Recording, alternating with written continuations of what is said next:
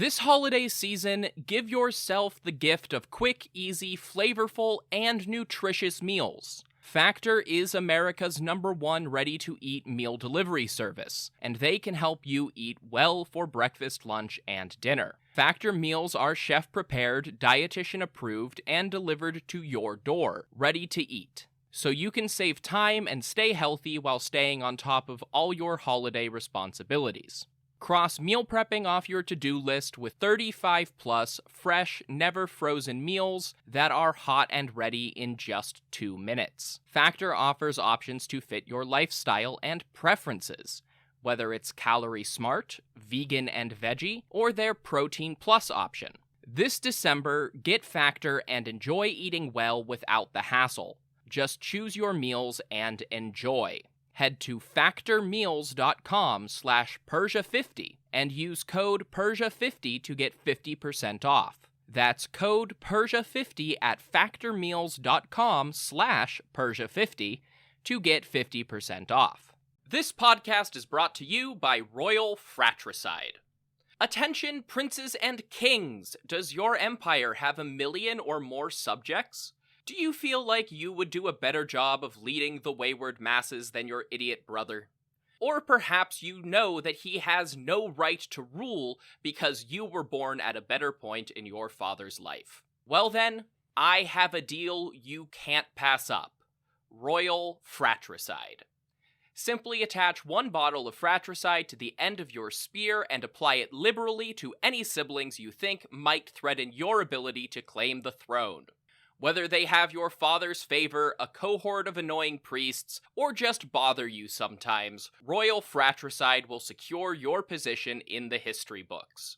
Go to historyofpersiapodcast.com/Royal Fratricide and use promo code BROTHERS to get 10% off your kingship today.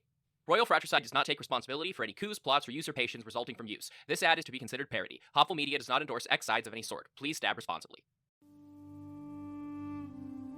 History of Persia is a Hopful Media podcast production. This show is sponsored by BetterHelp Therapy Online. Life doesn't come with a user manual, so when life stops working for you, it's pretty normal to feel stuck. Imagine somebody who spent, say 25 years being really distracted, overwhelmed by clutter, and fluctuating between being really into obscure ancient history and not being able to find the motivation to do the dishes.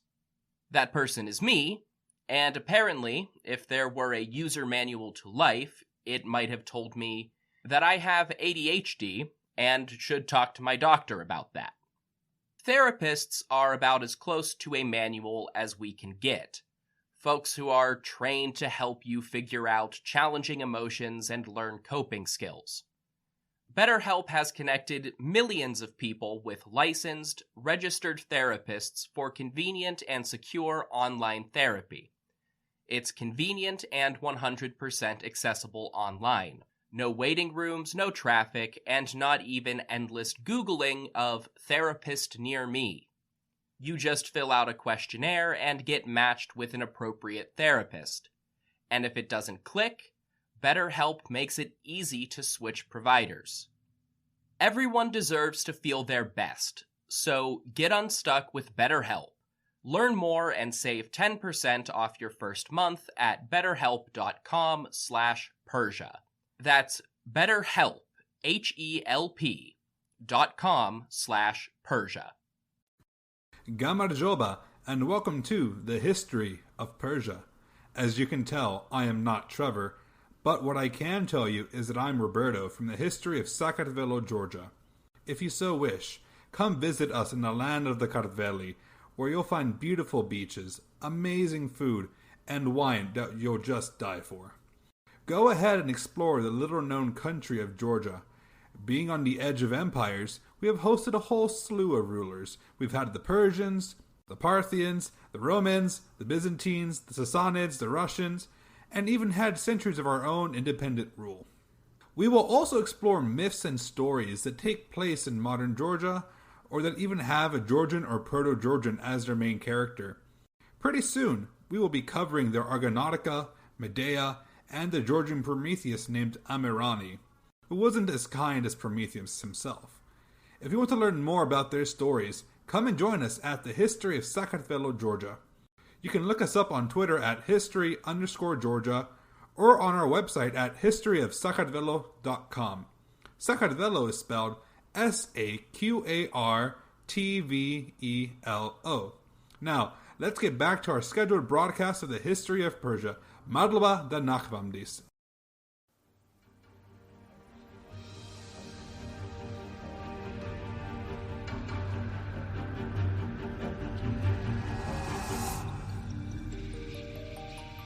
Hello everyone. Welcome to the History of Persia. I'm Trevor Cully, and this is episode 55, Still Loud on the Western Front. The last episode covered the Battle of Mycale, a paradigm-shifting battle in which the Greek fleet agreed to support Ionian rebels, sailed to Anatolia, and defeated a Persian army and fleet in a land battle. After the battle, the Greek fleet returned to Samos, the first of the Aegean islands to openly go into revolt, and accepted several additional Ionian islands into the Hellenic League, effectively formalizing mainland Greek support for a second Ionian revolt. Although the Spartans under King Leotychidas had briefly suggested transplanting all of the Ionians to mainland cities taken from Medizing pro-Persian Greeks, the Athenians vehemently opposed that plan. It would be impossible for the Greek allies to effectively defend all of Ionia forever. Even if they could maintain their alliance, which they couldn't, they simply didn't have the manpower. But maybe they didn't need it. Between Mycale and Salome, almost the entire Persian fleet was crippled, sunken, or burned. 50 years of naval buildup gone in just 2 battles.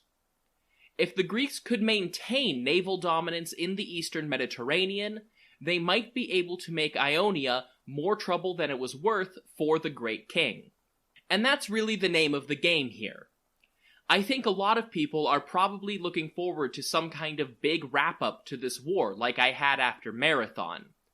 But it won't come soon. The general conflict between the Greek and Persian forces in the Mediterranean would ultimately last for decades, and we have other things to do in the meantime. It wasn't formalized yet in the late summer of 479 BCE, but the Greeks were well on their way to adopting a strategy of just being more trouble than they were worth. The Athenian admiral Xanthippus proposed an old plan. They would sail to the Hellespont and destroy the famous Persian pontoon bridge that spanned between Europe and Asia. You know, that bridge that was destroyed by a storm more than a year earlier. Apparently the Greeks still had no idea that Xerxes and his army had to be ferried across the Hellespont during their retreat in 480. The Greek navy, now including some ships from the Ionian rebels, sailed north to the mouth of the Hellespont and began moving up the strait. I can easily imagine all of the conversations starting to circulate among the sailors. The Ionians said the bridge was gone. Maybe that was a lie from the Persians. Maybe it was true. Maybe there never was a bridge at all. How much further could it possibly be? Too far, and the strait would be way too wide for a bridge.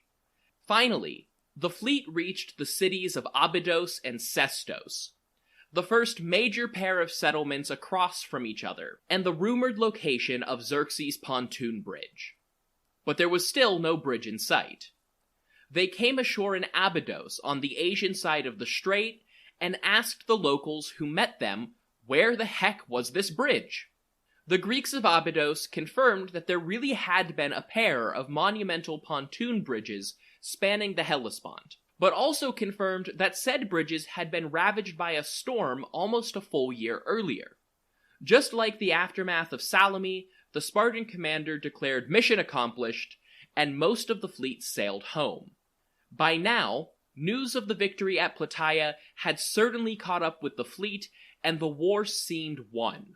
Autumn was rapidly approaching, and it wouldn't be safe for naval operations for much longer anyway. The Ionian revolt would kick off in the spring, and then they could return. And just like the aftermath of Salome, the Athenians found themselves in a very different position. Xanthippus commanded 140 ships or so on behalf of a polis that had been completely ravaged by war. Mardonius had torched Athenian farmland that spring, and the city itself was in ruins. Athens needed money and food to get them through the winter, and Xanthippus knew just where to get it. Themistocles had raided the Persian allies in the Aegean, but Xanthippus now had the opportunity to attack Persians directly. Right across the Hellespont from Abydos was the city of Sestos, home of the main Persian garrison in the Chersonese. It was also home to Oiobazos, the Persian official who stored the massive ropes from the pontoon bridge. Those might be useful later. And another Artoctes, the satrap of Thrace. Sometime in the previous year, Artoctes had raided the nearby city of Elaios and looted the Greek temples there, bringing home all of the treasure and votive offerings he could find. This probably suggests that Elaios had been one of the rebel cities that concerned the Persians at the beginning of 479.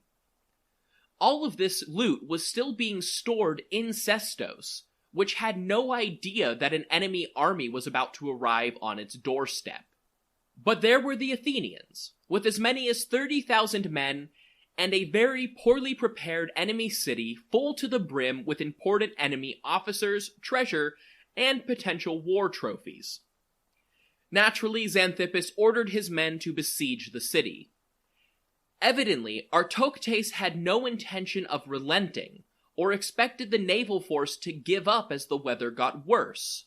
But the siege dragged on even as summer came to a close. Meanwhile, back in mainland Greece, another siege was underway in the plains of Boeotia. Following the Battle of Plataea, the Greek army was still encamped near the battlefield and staring at enemy fortifications.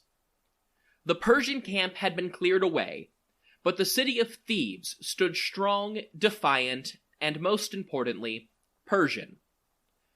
Thebes was the largest and most powerful Greek city to side with Xerxes, and would eventually become the poster child for Medizing Greeks. If anyone absolutely had to suffer the consequences for surrendering peacefully, it was the rulers of Thebes. 11 days after the Persians had fled, the Spartan regent Pausanias marched the Greek army up to their supposed countrymen's walls and made his demands. Give up the men who had spearheaded the alliance with Persia, or face a siege. Thebes was ruled by an oligarchy, a small council of the most powerful and wealthy local nobles. So the list of Medizers was actually relatively short, but also included most of the men making military decisions.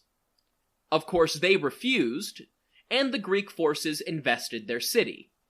The siege lasted for 20 days, so a full month after the Persian defeat, and Thebes was beginning to buckle under pressure.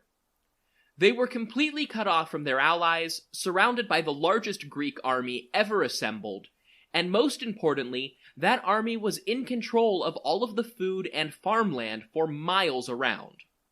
The besieging Greek army was more than happy to raid Boeotian farmland to supply themselves as punishment for supporting the Persians. Ultimately, Timagenides, formerly one of the most ardent Medizers in the city, proposed that they give up. First, they would offer as much money as they had in the public treasury to try and buy off the Greek leadership, and if that didn't work, they would have to surrender themselves to a public trial, on the assumption that they could just bribe whatever jury or tribunal Pausanias set up. Or at the very least, they could bribe their guards and escape. In classic, principled Spartan style, Pausanias flatly refused their offer of money, so the Theban oligarchs turned themselves over to the enemy army. But Pausanias had no intention of giving them time to bribe their way out of retribution. They were immediately chained up, and Pausanias dismissed the army for that season. By now it was late September, and it was time to wrap up the campaign of 479 anyway. The Thebans were taken back to Corinth by the Spartan regent, where they were promptly executed, far away from any familiar territory or friendly surroundings. Back in Sestos, the Athenian siege just kept going. Their siege probably began around the same time as the attack on Thebes, maybe even a few days earlier, but they were still in the Chersonese more than a month later. It's October now, and the rank-and-file Athenian sailors and hoplites had started asking their commanders to please go home. They had been away for most of a year, and the weather was getting cold and wet, but Xanthippus and his co-commanders refused to yield until either Sestos fell, or the Athenian assembly ordered them to return. As much as the Athenians may have felt like they were suffering, the conditions inside the city were immeasurably worse. Herodotus describes how they had completely run out of food to the point that people were eating the leather straps from their own beds to fill their stomachs. The situation was well and truly hopeless, and the Persian garrison resolved to abandon the city. In the dead of night, the small Persian army fled the city walls. They broke into two contingents, each led by one of the leading Persian nobles of the city. Oiobazos, who had been in charge of the pontoon bridge, led one part of the army north into Thrace. It's not clear from Herodotus how long they lasted, but ultimately this detachment was ambushed by a local Thracian tribe and never seen again. Herodotus says that Oiobazos himself became a human sacrifice, and the rest of his force was simply massacred. There's not much evidence for actual human sacrifice in Thrace, but that's the story Herodotus went with. Always gotta make sure to make the foreigners look like barbarians.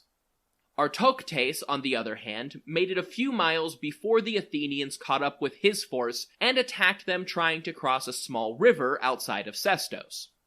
Many of these Persian troops simply surrendered, including Artoctes himself and his son. Like his Theban allies on the far side of the Aegean, Artoctes tried to ransom himself and his son out of Greek captivity. Unfortunately for these Persian nobles, the Athenians had just seized their entire treasury by force and called their bluff. Xanthippus and the Athenians proved to be much more vindictive and cruel than Pausanias had been with his captives. Artoctes was crucified by the Athenians, and his son was tied up before his cross and stoned to death as his father was forced to watch.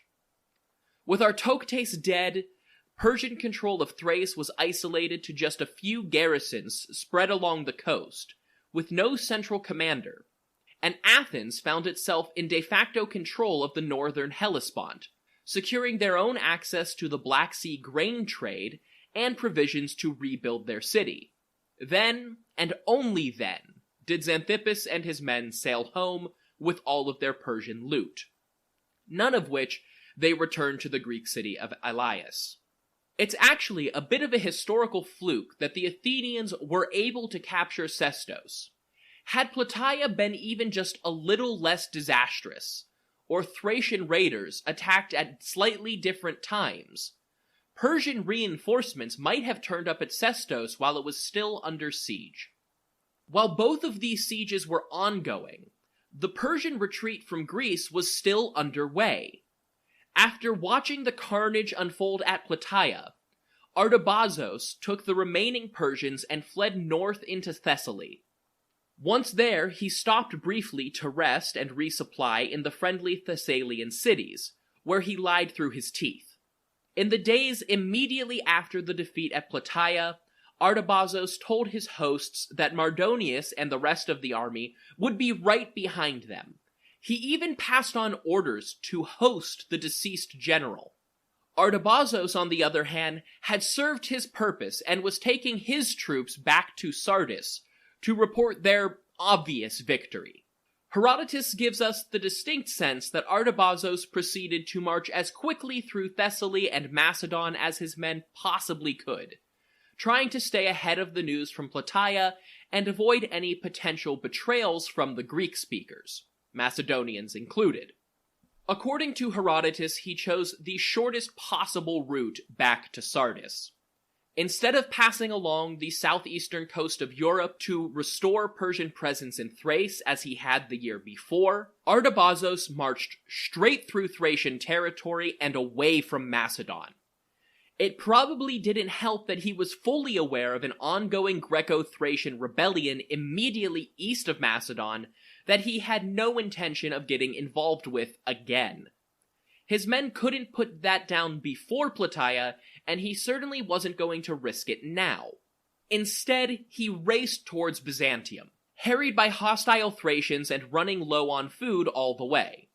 Once in Byzantium, they commandeered a few ships and ferried the survivors back to Europe. Had this flight gone just a bit differently, Artabazos almost certainly would have returned to Sestos. That had been the standard route taken by the Persians on their last 3 marches through Thrace, and would have brought Artabazos' army through more friendly cities, including Sestos. Had Artabazos and 20 to 40,000 men arrived outside the walls while Xanthippus was still there, they probably could have wiped out the Athenian navy, dramatically changing the rest of ancient Aegean history. But it was not to be. Artabazos took the most expedient route possible and probably had no idea that Sestos was under attack until he was... This podcast is brought to you by Royal Fratricide. Attention, princes and kings! Does your empire have 1 million or more subjects? Do you feel like you would do a better job of leading the wayward masses than your idiot brother? Or perhaps you know that he has no right to rule because you were born at a better point in your father's life. Well then, I have a deal you can't pass up. Royal Fratricide.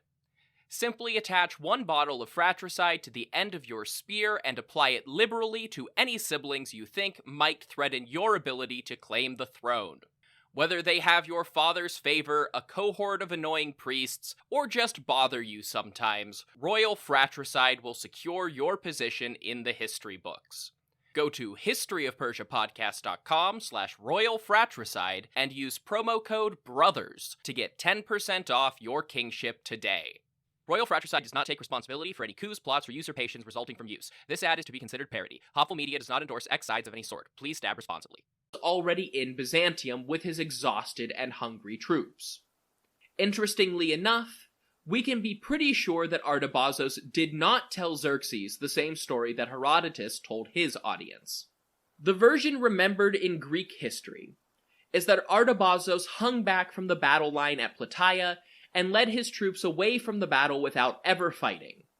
Never fully convinced of Mardonius's plan in the first place, he was quick to abandon Greece and run away to friendly territory. However, once he got back, Xerxes rewarded him by placing him on the front line of this ongoing conflict in a new and higher-ranking role. Artabazos was soon named as the new satrap of Phrygia, in the northwestern corner of Anatolia.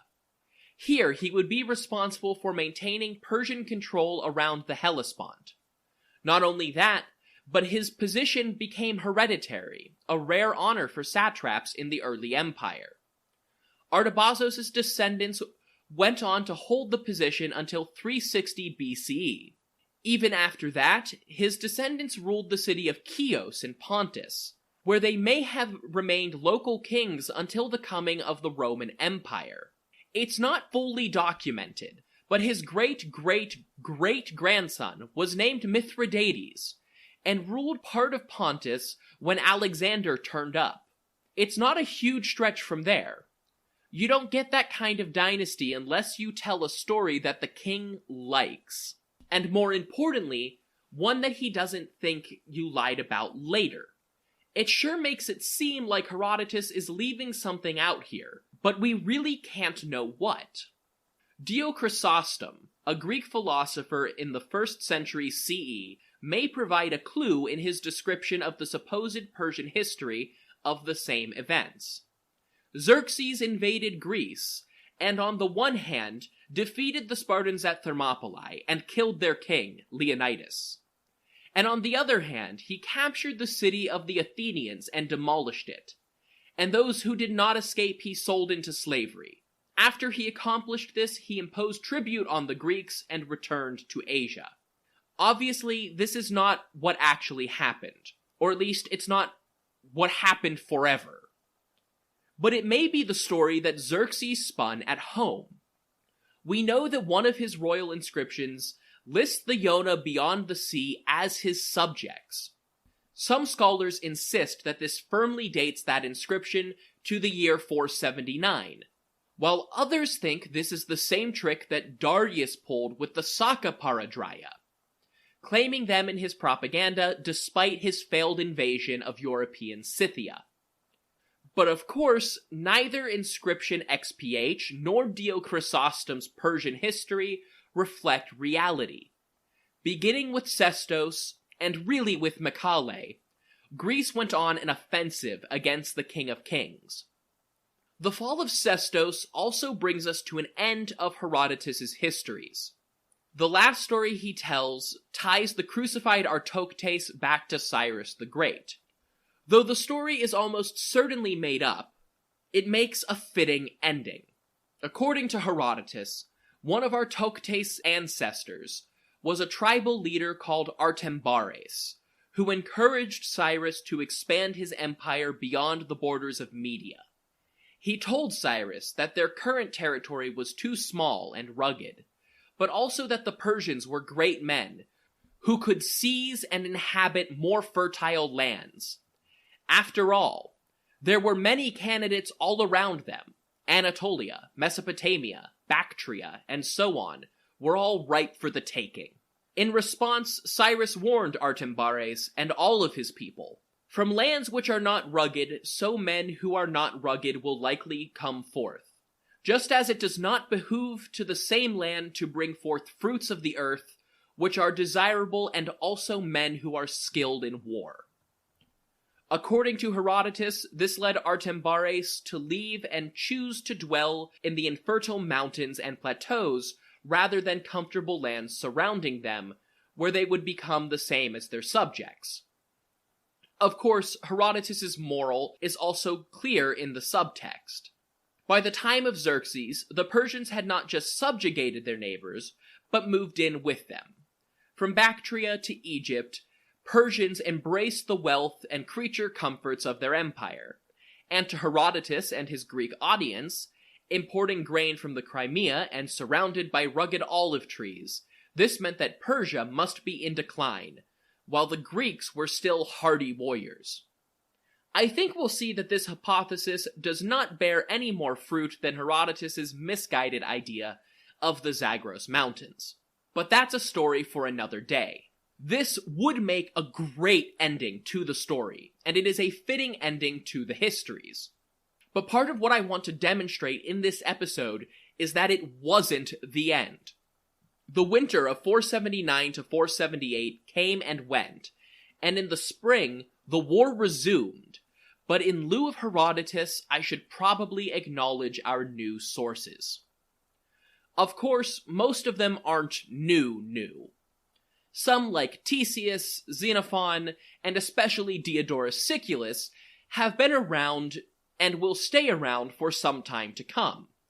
Diodorus will actually pop in and out of my sources until the aforementioned Mithridates is defeated by Rome, in about 300 years of narrative, since he was a Roman historian.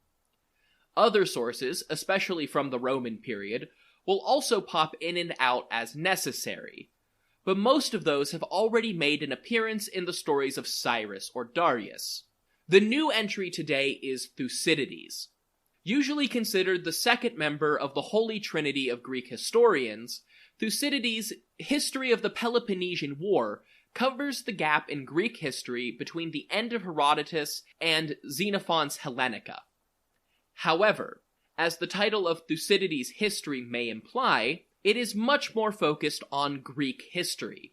Say what you want about Herodotus, but at least he and I were telling the same story.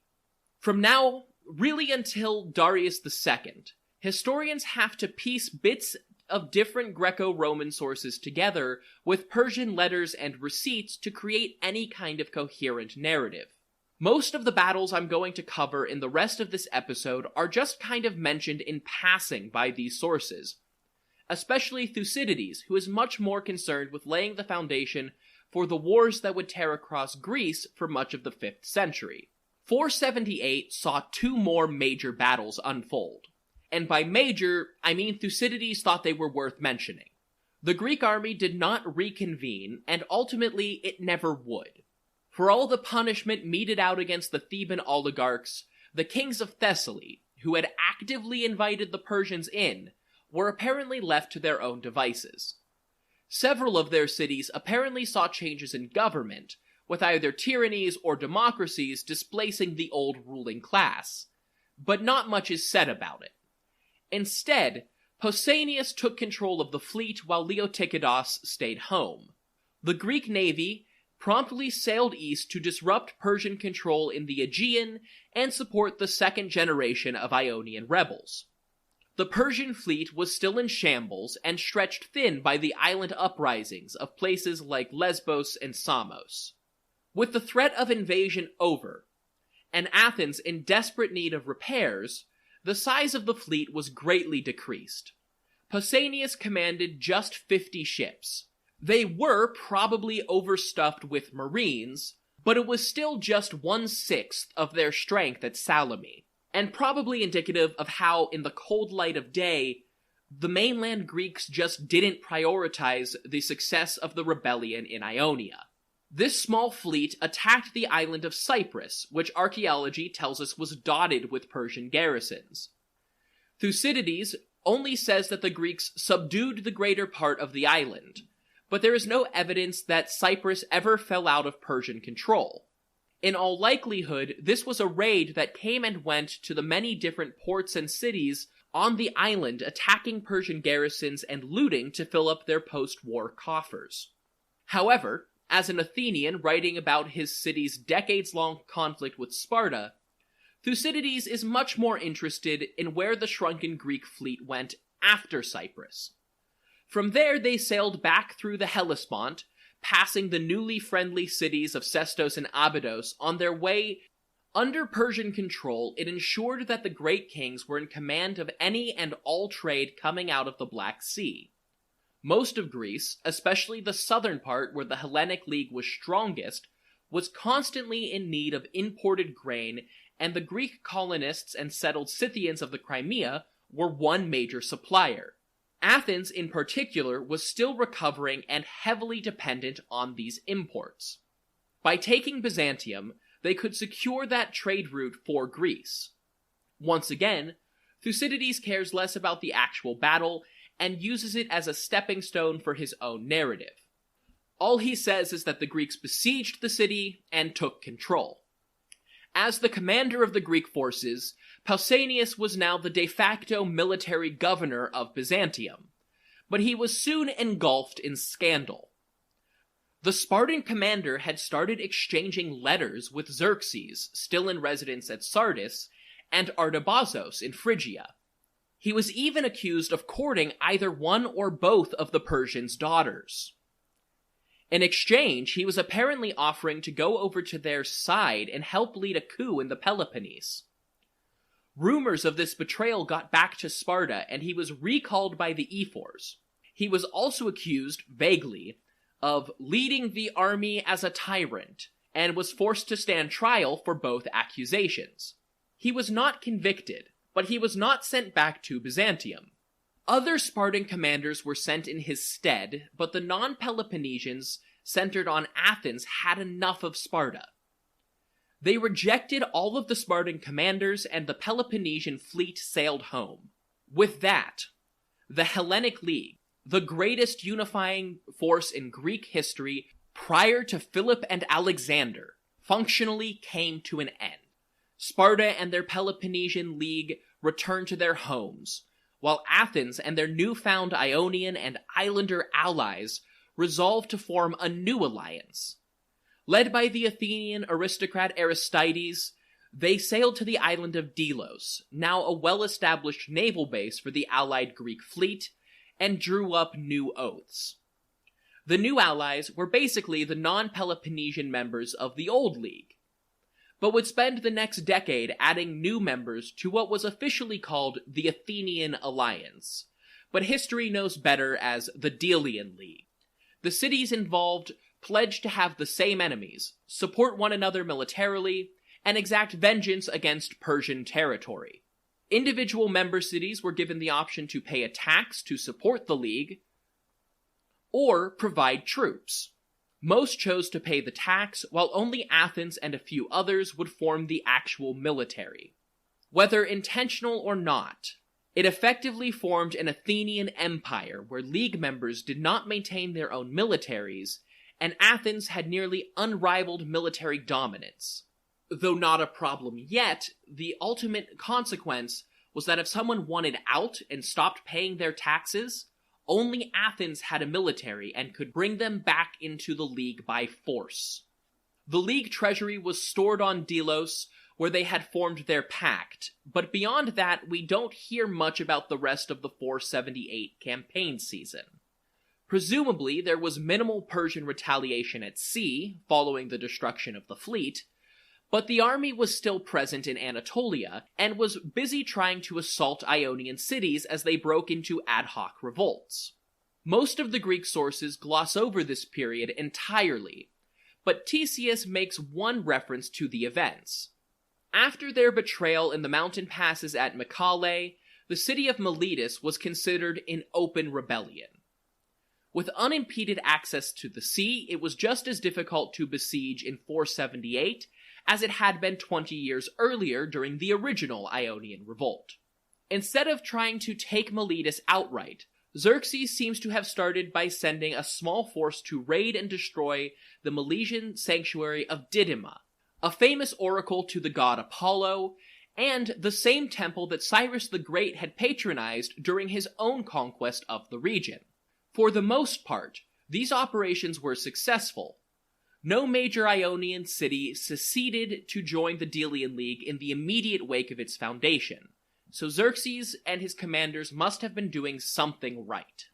Thucydides is equally mum about the events of the next year. 477 saw the first year of open campaigning under the Delian League, but for most of the next 7 years, the timeline of Greco-Persian conflict is largely ignored by Thucydides. At some point in 477 or maybe 475, the Athenians assaulted the city of Eion, a Persian garrison in Thrace, at the mouth of the Struma River. The city fell, giving Athens control of yet another strategic point around the Aegean. From there, the Athenians moved on to the island city of Skyros, which had taken up piracy in the absence of Persian authority, and subjugated the Scyrians as well. Both were forced to join the Delian League after their respective battles by the new Athenian general, Cimon, son of Miltiades.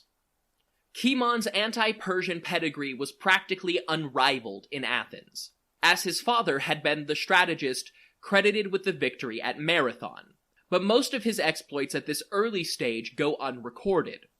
Some specific Athenian, or I suppose Delian League, conquests are mentioned briefly by Themistocles, namely the city of Charistos in Euboea, but most of the islands and the coast of the Aegean were absorbed into the League over the course of the 470s.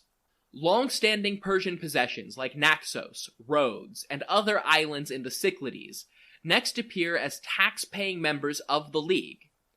Ongoing rebellions against Persian control also seem to have rolled into the Athenian-led alliance, with cities like Potidaia and Olynthos signing up in the Chalcidices.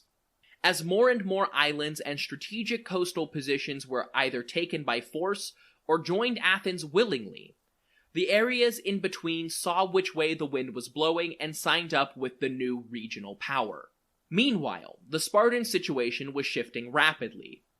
Pausanias had returned to Byzantium in 477, where both Thucydides and Diodorus suggest he openly sided with the Persians and took up residence as the great king's appointed tyrant, ruling the city in his own right as Persian governor after evicting the Greeks once again. He may have held this position for the rest of the decade. Like I said, the actual timeline at this point is not clear. That said, a period of unclear events in the Aegean make the perfect opportunity to wrench ourselves out of Greece for a bit and go back to the Persian Empire to see what exactly Xerxes was doing as king. This included managing a changing political environment on the Western Front, but also dealing with rebellions in the East, building projects in the imperial center, and reigning over the nobility at the height of imperial power. So next time, we'll see some actual Persian Empire on this Persian History podcast, after a full 10 episodes of war in Greece. Until then, if you want more information about this podcast, you can go to historyofpersiapodcast.com, where you'll find more information about the show and me on the About page, my bibliography, the Achaemenid royal family tree, and the support page, where you can find different ways to financially support this podcast. That includes things like Patreon, where you can sign up for a monthly subscription to get access to additional content like ad-free listening or bonus episodes, including the upcoming episode on 300 Rise of an Empire. You don't have to support the show financially to be supportive, though. You can also share the show on social media and tell everybody how much you love the history of Persia. That is the number one way to help a small, independent podcast like this grow and reach new people. I also always love to see reviews on iTunes, Stitcher, Podcast Addict, or whatever other platform you happen to listen on. Your feedback is always appreciated. Until next time, thank you all so much for listening to The History of Persia.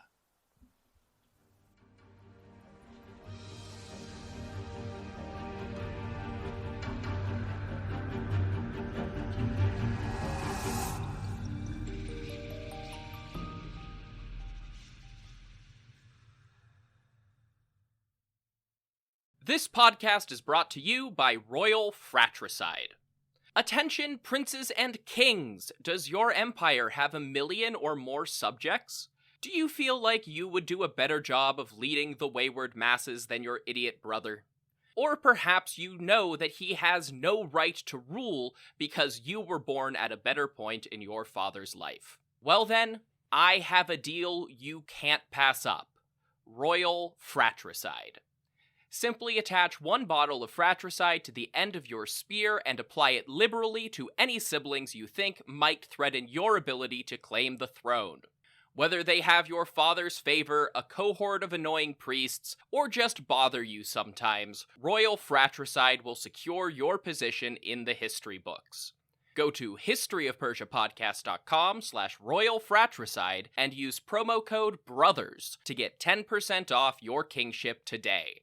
Royal Fratricide does not take responsibility for any coups, plots, or usurpations resulting from use. This ad is to be considered parody. Hopeful Media does not endorse X sides of any sort. Please stab responsibly.